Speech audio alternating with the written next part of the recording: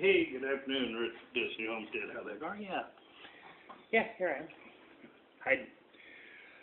Okay, I told y'all that if I had a problem with the landscaper and the fence situation, I'd put another video out there and let you know about it. I think we've got it fixed now. It seems Wednesday I had my neighbor come down and he said, "Man, it looks like I'm going to get stuck fixing your dirt myself." I said, "Really?" And he's like, "Yeah." He said landscaper had called him back and told him that he had talked with his attorney. There was a clause in their contract that allowed them to do things like put down herbicides or fertilizers, you know, little added services, as long as it didn't change the price of the contract. And that was part of the terms and conditions in their contracts. Okay. And the neighbor says, "So I guess technically I gave him authorization to spray the chemicals on the fence row." And I told him, I said, "Well, you can pay for it if you want to, but there's no reason for that. The landscaper's still in the wrong here, and we can talk with him and get him to straighten it out." And he had a kind of a puzzled look on his face. I told him, I said, "Remember, when we bought the place, you and your wife weren't living out here, and we couldn't contact you." And he says, "Yeah." I said, "Well," I said, "so when we put that fence in, we did a setback on the fencing." I said, "Since I didn't," I said, "Now my neighbor on the other side, I have a fence agreement with him where we run right on the property line." I said, "This fence isn't even on your property." He said, "Really?" I said, "Yeah." I said, "Don't tell your landscaper that." I said, "Since he went through trouble getting his attorney involved," I said, "let's cost him a little more money." And I want to set up a meeting, let him know that, no, you still have a problem, and you need to come out and talk to us. And you might want to even bring your attorney with you, so that he's aware of the entire situation. And so I took a couple of rocks and stuck out there at the corner there where his front fence comes down and meets up with my fence, and put it back on the property line. And these boys came out. I'm assuming it was the attorney. You know, nobody really said he was wearing a dress, pants, and a shirt and a tie, so I would imagine. But anyway, they come up and they're explaining these terms and conditions in his contract. And so I looked at the landscaper. I said, "Well, you got a copy of the contract I signed?" And he got a real puzzled look on his face. I said, "Okay." I said, "Let's start off with," I said, "I'm going to give you both a lesson in Tennessee fence law." I said, "You see that fence down there?" He's like, "Yeah." I said, "All righty." I said, and we were back about 3 foot from it. And I told him, I said, "You see it has posted signs there, right?" "Yeah." I said, "You're not supposed to be on that land." He said, "Well, we didn't get onto the land." He says, "On your land, we were on this side of the fence." I said, "Here again, I'm going to give you another lesson in Tennessee fence law." And his attorney's starting to rattle all this nonsense off about their terms of their contract. And I told him, I said, "See those rocks right there?" The guy said, "Yeah." I said, "Well," I said, "right there is where the property line is."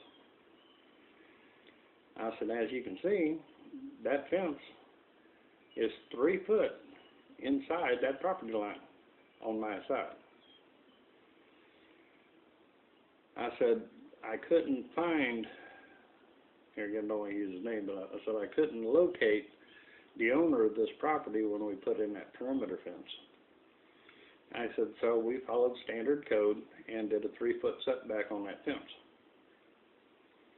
I said, "Now on the other side it's not." I said, "Because I got an agreement, a fence agreement with that neighbor." I said, "On this side here, we set it back 3 foot." I said, "So technically where you're standing right now is private property that's posted and does not belong to this man." I I said, so I guess my question for your attorney there is, in what way did I authorize him to spray chemicals on my land that he was trespassing on? The attorney says, have you had this surveyed? I said, if you kick them rocks right there out of the way, I said, you'll see the stake. I said, there's a metal tab in there. And he did, and looked at it. And then he kind of motioned for his contractor buddy to step back and talk to him, and they muddled around for a while. And I told him, when he came back, I said, so you fully understand now that you were on private property without any authorization, technically trespassing, and spraying chemicals on a man's land that had no agreement with you whatsoever. I said, you understand that now? And he's like, yes, sir, I sure do. He says, we're going to get that taken care of. I said, that's a good idea. I said, and like I said, a little lesson in Tennessee fence law. If the wire is on one side, I said, if this was this man's fence, the wire would have been on the other side of the fence. That signifies that that is my fence, not his. He had no business. I said, maybe I didn't want those weeds trimmed at all there. I said, so I darn sure didn't want herbicide sprayed on it. I said, so do you understand where I'm at? And he's like, yes, sir. I said, all right. I said, now I'm telling you what. I said, you will have this fixed by Friday, or I'm going to hire another contractor to come out here and fix it, and I'm going to sue your little tush to get the money back, and a bunch of inconvenience and attorney's fees and all that. The lawyer chimed in and said, we'll have it fixed by the end of the week. Well, here it is, Thursday afternoon. They're all about done with it. But, yeah, they had no idea that they were on private property. They had no idea that that fence was nowhere near that man's property line. And we got there, we're going to try to wiggle out of it. I thought, well, so I guess I got to take back a little bit about it seemed to be a reputable contractor. Typical businessman, I guess. He was trying to save himself a buck. But like I explained to him, I said, if you're going to be out here doing work in an agricultural area, you might want to just, I don't know, learn what the laws are regarding fence lines and so forth. I said, and when you see somebody that's got posted signs up, know that you don't belong there if that's not the person that you're contracted with's property. I said, so maybe just learn a little bit about Tennessee fence law. The lawyer even asked me a couple of questions about it. And he was even amazed when he found out that technically one of my animals can get loose here in this state, get through a fence, and go eat your garden. And for like the first 3 offenses, you can't even hold the owner of the animal liable. Now, most would go ahead and step up and take care of it. But under the laws here in the state, technically, if you have a garden, and you don't want your neighbor's cows getting out of their fence, coming over there and eating your garden, you better put up a fence to make sure they can't do that. You're responsible. And the only way that the owner of the animal becomes responsible is if you can prove that that animal is a absolute repeat offender, that there have been numerous times that it has wandered your land unchecked. So these are some of the things that just give you a heads up. This is in Tennessee. You might, whether you're in Oklahoma, Texas, wherever, you might want to check your local laws, especially fence laws, and know where you stand.